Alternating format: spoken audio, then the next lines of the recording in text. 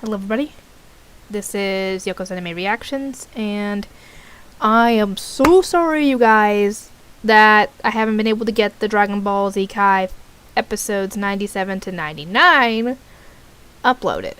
The reason for that is I've been trying to get it uploaded all day, but I would upload the video on BitChute, and I'd have to wait and wait and wait and wait for it to process. I even tried deleting it and then trying again, thinking maybe it was messed up. No. I'm still waiting on it. I haven't even gotten any of them uploaded because I'm still waiting on 97 to upload. So I apologize so much for that. I will try to get them uploaded if I can get the stupid site to work. So I'm going to test it with this video, with ReZero Episode 2. If it works for ReZero Episode 2, then I am going to try to delete it and then re-upload it again with a different picture this time and see if it works. If it works, it was the picture for some strange reason. Because sometimes that happens where the video doesn't want to process, but when I swap out the picture after I re-upload the video, it works. I don't know why. Don't ask me. And sometimes I'll put a picture for it, which it won't let me finish uploading it if I don't put a picture. It'll sometimes finish uploading and publish without a picture. I don't get it either. The site's kind of buggy, but yeah, it's probably YouTube's biggest competitor at this point. Anyway, this is going to be my review for ReZero Episode 2. I decided to get an episode of ReZero uploaded recorded because, yeah, I'm pretty sure that many people are getting tired of Dragon Ball Z Kai at this point. Because that's the main thing I've been uploading because I was trying to get through the Cell games and get that done. Because at this point, I've already gotten up to episode 12 of Dragon Ball Z Kai 2014 recorded. So, yeah. Anyway, this episode, essentially Subaru ends up dying again. Thanks to those thugs, he ended up getting stabbed by them. Not their intention, because they promptly started freaking out once they realized that he was stabbed. And then I think the little guy ended up slitting his throat. And then, as he's dying, Subaru realizes that those chips that the old guy had eaten last time were in his bag, untouched. So he realized that something was going on. Finally. And I'm surprised he did not come to the conclusion of a save state. Or a save point, you know? Because I thought he was a gamer. You would think that would be the first conclusion. I mean, the guy realized right away that he had been transported to another world. How could you not realize, once you've died a couple times, and return to that same spot each time, that it's just like a video game. Like if you die in a video game, you return to the last save point you had. Good God. Not much of a gamer, if you ask me, if you can't even realize that much. But he finally figured it out, but he didn't realize it was like a save point in a video game. He just figured that it was a time loop, except that it only happened when he died. It is the same concept, it just you would think he would have realized it was a save state. Anyway, he tries to change things around, and when he encounters the thugs again, after realizing he can't just ignore what happened and forget about helping the girl. Because when he tried to call out to her before, apparently that name he used that she gave him was extremely taboo to call somebody, essentially. Because I'm guessing it's it's a witch, essentially, as a bad person or whatever, and nobody wants to be associated with it, I guess.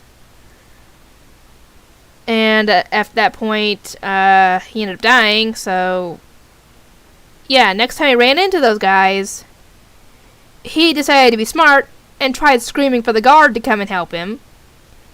Thankfully, somebody actually did come to his rescue. A guy with a sword that apparently freaked everybody out because he's apparently the best swordsman ever, and his name was Reinhardt. And he, talks to Subaru. He seems like a nice guy. I hope he's a nice guy because I really don't want to hate this guy. Anyway, Subaru was gonna get him to come with him to the loot house, as out of protection. But he would have had a hard time explaining to the guy, I need you to come with me to this place. I am going to die if I don't have someone to protect me. And then he'd have to explain what happened, and I'm sure the guy would think he's crazy. Because anybody would think someone is crazy if they start talking about how they're stuck in a time loop. And there's magic in this world, so yeah, that would still be considered someone who's crazy. So yeah, he just never mind, just give this message to this girl. He essentially tells him to tell, what was her name? Whatever her name is, because it was an alias that he gave her, or that she gave him. That not to come to the loot house, and that I'll get your insignia back, essentially. That's what he told him, and he went to try and find Felt, and beat her to the punch without getting to the loot house, because if he can get the insignia before she even goes there, then they are both then they could possibly both be oh, wait. I just realized, even if he had managed to do that, he would have had to tell her not to go to the loot house and tell the lady that the deal is off, because I'm sure that lady would kill her anyway, because, you know, her prize is gone. So yeah, that wouldn't have worked out for Felt. So, he tried to find her, found her home, and she ended up destroying her home by trying to attack him. And he essentially tried to tell her, you know, I'm here to barter for the insignia. I'll give you, it's worth, what I've got is for, I cannot talk today. What I have is worth more than 20 holy coins. And she wanted to get it appraised first by the old guy, and they end up going there anyway, and he's trying his best to hurry this up and get the heck out of there before that lady gets there. But I don't know if he realizes that even if he managed to, Felt would still be in trouble, because that lady will most likely kill her after getting the information from her about who has the insignia, which wouldn't change their circumstances. He essentially tells them that he wants the insignia so badly because he wants to give it to its rightful owner, and she doesn't think he's telling the truth, but the old guy does. I'm guessing he's good when it comes to judging people's character or something like that. Somebody knocks on the door, and both Subaru and myself think it's that lady who's there for the insignia. I was like, oh no, no, and then she opens the door. It's the girl who owns the insignia. She showed up. So I hope Reinhardt went with her, because if he did, this could possibly end differently, because with her there by herself, that would still not... Felt might not give her the insignia back, and... Maybe he could tell her, if I give you the Metia, and you give her the insignia back, everybody's happy. I don't need any payment. Or never mind. That would have been the payment.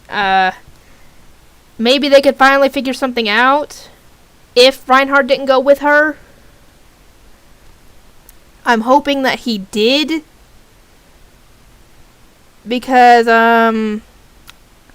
how would she know where the loot house is? All he said was not to go to the loot house. He didn't say it was in the slums.